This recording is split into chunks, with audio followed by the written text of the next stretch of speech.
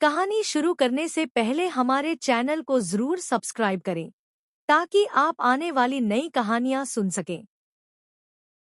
बहुत समय पहले पर्वतों के बीच एक झील थी। वह झील शांत थी, लेकिन सोई हुई नहीं थी। उसके पानी में गहराई थी और उस गहराई में यादें। झील के चारों ओर हंस रहते थे। सफेद, लंबे गले वाले दिन में किनारों पर तैरते और शाम ढलते ही झुंड में इकट्ठा हो जाते। लेकिन उन सबके बीच एक बूढ़ा हंस अलग था। वह न तो सबसे तेज उड़ता था, न ही सबसे ऊंची आवाज करता था। वह ज्यादातर चुप रहता, और उसकी चुप्पी बाकी हंसों को असहज करती थी। हर रात जब झील पर धुंध उतरती और पानी कांच की तरह स्थिर हो जाता, वह बूढ़ा हंस झील के भीतर उस सबसे गहरे हिस्से की ओर बढ़ जाता। न कोई उसे रोकता, न कोई साथ जाता। बाकी हंस किनारे से उसे देखते रहते। वे नहीं जानते थे कि वह वहां क्या करता है। कभी-कभी वह घंटों तक लौटता नहीं था, और झील की सतह हल्की हल्की कांपती रहती थी। सुबह होने से पहले वह वापस आ जाता, बिल्कुल शांत, जैसे कुछ हुआ ही न हो। लेकिन झील हर बार उसके लौटने के बाद थोड़ी अलग लगती थी। एक रात एक युवा हंस ने हिम्मत की और धीरे से पूछा, तुम हर रोज वहां क्यों जाते हो? बूढ़ा हंस रुका। उसने झील की ओर देखा। उसकी आंखों में डर नहीं था, सिर्फ एक पुरानी जिम्मेदारी थी। उसने कहा, क्योंकि अगर मैं नहीं गया तो झील किसी और को बुला लेगी। उस रात झील के पानी में एक अजीब सी हलचल हुई, और बहुत दूर जंगल के भीतर मनुष्यों के कदमों की आवाज पहली बार सुनाई दी। उस रात के बाद जंगल की खामोशी वैसी नहीं रही। अगली सुबह पेड़ों के बीच से अजनबी आवाजें उभरी। टहनियां टूटीं, धरती पर भारी कदम पड़े। मनुष्य आए थे। वे पहली बार उस झील तक पहुंचे थे। उनकी आंखों में डर नहीं था, सिर्फ लालच था। उन्होंने पानी को देखा, उसकी गहराई को नहीं, उसकी मात्रा को मापा। इतना पानी व्यर्थ नहीं जाना चाहिए, एक बोला। हंस दूर किनारे सिमट गए। पंख सख्त हो गए। हवा में बेचैनी फैल गई। मनुष्यों ने लोहे की मशीन निकाली, रस्सियों से बंधी, भारी और ठंडी। पहली बार झील में लोहे का साया उतरा। जैसे ही मशीन पानी के भीतर गई, झील की सतह हल्की सी कांपी। लहरें नहीं उठीं, कोई आवाज नहीं हुई। लेकिन पानी का रंग क्षण भर के लिए बदल गया। मशीन के पहिए घूमे ही थे कि एक अजीब सी खिंचाव महसूस हुई। फिर धातु के जोड़ अपने आप खुलने लगे। रस्सियां ढीली पड़ गई। मशीन का वजन सहसा टूट गया। लोहे के टुकड़े पानी में गिरते चले गए, मानो झील ने उन्हें स्वीकार ही न किया हो। मनुष्य घबरा गए। उन्होंने मशीन खींचनी चाही, लेकिन अब पकड़ बची ही नहीं थी। उनके चेहरों पर पहली बार डर उभरा। यह जगह ठीक नहीं है, किसी ने कहा। वे पीछे हटे। किसी ने झील की ओर फिर से देखने की हिम्मत नहीं की, और कुछ ही पलों में वे जंगल के भीतर गायब हो गए। हंस चुपचाप देखते रहे। बूढ़ा हंस झील के बीच खड़ा था। उसकी आंखें स्थिर थीं। झील फिर शांत हो गई, लेकिन वह शांति अब वैसी नहीं थी जैसी पहले थी। मनुष्यों के चले जाने के बाद कुछ समय तक सब शांत रहा। पानी स्थिर था और हवा हल्की चलती थी। लेकिन हंसों ने जल्दी ही महसूस किया कि झील की शांति बदली हुई है। वह शांति अब आराम नहीं देती थी। वह निगरानी जैसी लगती थी, जैसे झील हर हरकत को देख रही हो। पहले जहां झील केवल पास बुलाती थी, अब वह खींचने लगी थी। एक सुबह झुंड के दो युवा हंस तैरते तैरते अचानक पानी के नीचे फिसल गए। न कोई छींटा, न कोई आवाज। बस वे थे और अगले पल नहीं थे। बाकी हंस घबरा गए। उन्होंने चारों ओर देखा, पानी को चोंच से छुआ, पर झील ने कुछ नहीं लौटाया। उस दिन पहली बार हंसों को एहसास हुआ कि झील अब केवल रोक नहीं रही, बल्कि गायब कर रही है। दिन बीतते गए और यह सिलसिला बढ़ता गया। जो हंस झील के पास देर तक रुकता, जो उसकी सतह पर ज्यादा देर तक तैरता, वह धीरे धीरे पानी में समा जाता। झील उन्हें मारती नहीं थी, वह उन्हें अपने भीतर ले लेती थी। हंसों ने भागने का निश्चय किया। उन्होंने झुंड बनाकर उड़ान भरी, ऊंचे आकाश की ओर, लेकिन जैसे ही वे झील की सीमा पार करने लगे, हवा भारी हो गई। पंख चल रहे थे, पर दूरी तय नहीं हो रही थी। नीचे देखने पर उन्हें लगा जैसे झील फैल रही हो, जैसे जमीन नहीं बल्कि पानी ही उनका पीछा कर रहा हो। कुछ हंसों ने जंगल की ओर दौड़ने की कोशिश की। वे किनारे से भागे, पेड़ों के बीच घुसे, लेकिन थोड़ी दूर जाते ही उन्हें फिर वही ठंडक महसूस हुई, वही नमी, वही प्रतिबिंब। वे जहां भी पहुंचे, झील वहां पहले से मौजूद थी। तब उन्हें समझ आया कि झील ने केवल जगह नहीं, सीमा बदल दी है। अब झील एक स्थान नहीं रही थी, वह एक घेरा बन चुकी थी। हंसों ने हर तरीका आजमाया।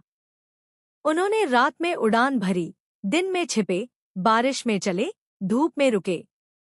उन्होंने एक दूसरे को चोंच से पकड़कर बाहर खींचने की कोशिश की, लेकिन जो एक बार झील की पकड़ में आया, वह धीरे धीरे हल्का होता गया, मानो उसकी यादें पानी में घुल रही हों। झील उन्हें रोक नहीं रही थी, वह उन्हें भुला रही थी।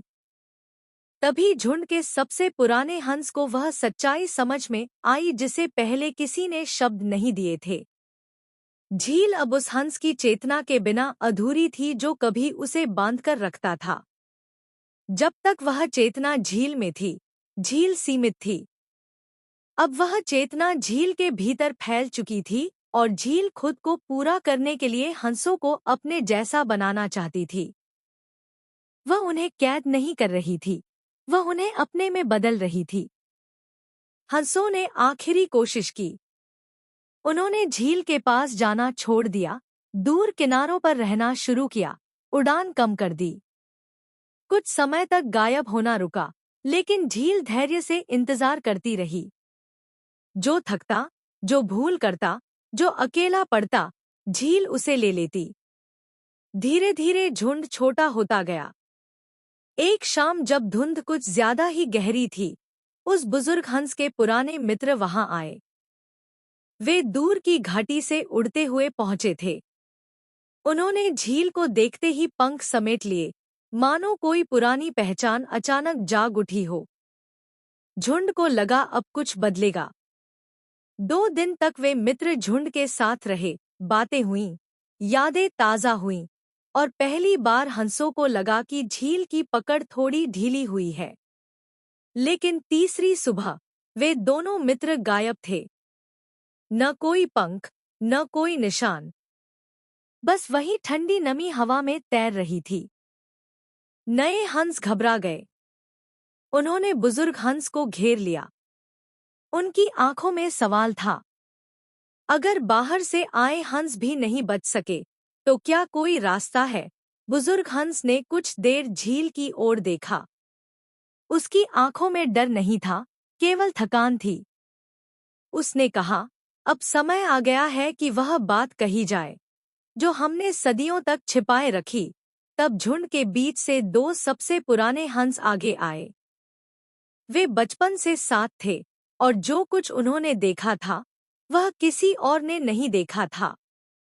उन्होंने बोलना शुरू किया, और झील की सतह पहली बार हल्की सी कांप उठी। यह बहुत पहले की बात है, एक हंस बोला, जब हम सब छोटे थे। झील तब ऐसी नहीं थी।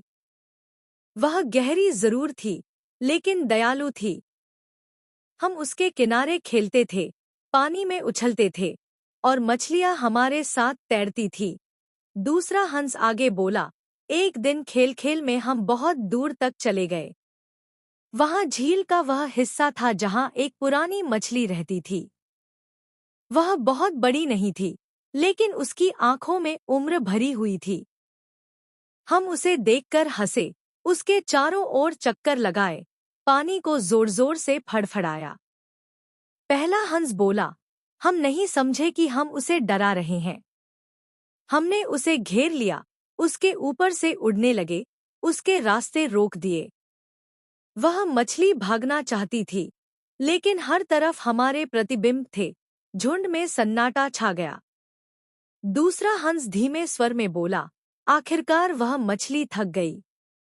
उसने ऊपर देखा और कहा, तुम खेल रहे हो, लेकिन मैं अपना अस्तित्व बचा रही हूं। उसकी आवाज पानी के भीतर नहीं, सीधे झील के भीतर गई। पहला हंस बोला, हम हंस दिए। और वही हमारी भूल थी। मछली ने तब जो कहा, उसे आज भी वे शब्द दर शब्द याद करते थे। जिस तरह तुम मुझे इस झील से अलग नहीं होने दे रहे, उसी तरह यह झील तुम्हें कभी छोड़ने नहीं देगी। तुम उड़ोगे, लेकिन लौटोगे। तुम जाओगे, लेकिन जुड़े रहोगे। जब तक झील रहेगी, तुम उससे बंधे रहोगे। झुंड के नए हंस कांप उठे। तो यह सब श्राप है, बुजुर्ग हंस ने सिर हिलाया। श्राप नहीं, उसने कहा, एक बांध। हमने झील को दर्द दिया, और झील ने हमें अपने अस्तित्व से बांध लिया। एक युवा हंस ने पूछा, लेकिन पहले तो ऐसा नहीं था। लोग थे, झील सीमित थी। बुजुर्ग हंस बोला, क्योंकि मनुष्यों की उपस्थिति ने झील को बाहर की ओर बांधे रखा। उनकी निगाहें, उनकी सीमाएं, उनकी आवाजें, सब एक तरह की दीवार थी। जब वे चले गए, झील के पास अब केवल अपनी यादें बचीं। और हमारा श्राप। अब सब समझ में आ गया। झील हंसों को इसलिए नहीं ले रही थी कि वह भूखी थी, बल्कि इसलिए कि वह अधूरी थी। जो हंस उसमें समाता, वह झील की याद बन जाता। जो याद बनता, वही उसकी सीमा फैलाता। कई दिनों तक कोई हंस झील के पास नहीं गया। न डर से, न जिद से, बस समझ से। अब वे झील को अपनी नहीं मानते थे। न खेल का मैदान, न ठहरने की जगह, बस एक अस्तित्व जिसका अपना दुख था।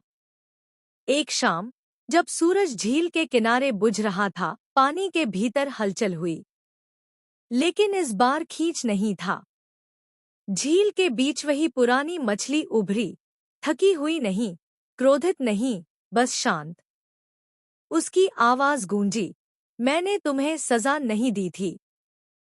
मैंने तुम्हें रोका था। हंस चुप रहमछली बोली, तुमने मुझे खेल समझा, क्योंकि तुम खुद को झील से बड़ा समझते थे। मैंने झील को तुम्हारा दर्पण बना दिया, ताकि तुम खुद को देख सको। बुजुर्ग हंस आगे बढ़ा और पहली बार सिर झुकाया। अब हम समझते हैं, उसने कहा। झील हमारी नहीं है, और न ही कोई जीव। मछली ने झील की सतह को छुआ। पानी स्थिर हुआ। भारीपन टूटने लगा। जब समझ आ जाती है, मछली बोली, तो बंधन की जरूरत नहीं रहती। झील सिमटने लगी। उसकी सीमा वापस वहीं लौट आई जहां वह कभी थी। हंसों ने उड़ान भरी। इस बार हवा भारी नहीं थी। पीछे झील रह गई, शांत लेकिन जागती हुई। और हंस, मुक्त लेकिन बदले हुए। क्योंकि कुछ श्राप टूटते नहीं, समझ में आकर खत्म हो जाते हैं। और उस दिन झील और हंस दोनों सच्चे अर्थों में आजाद हो गए।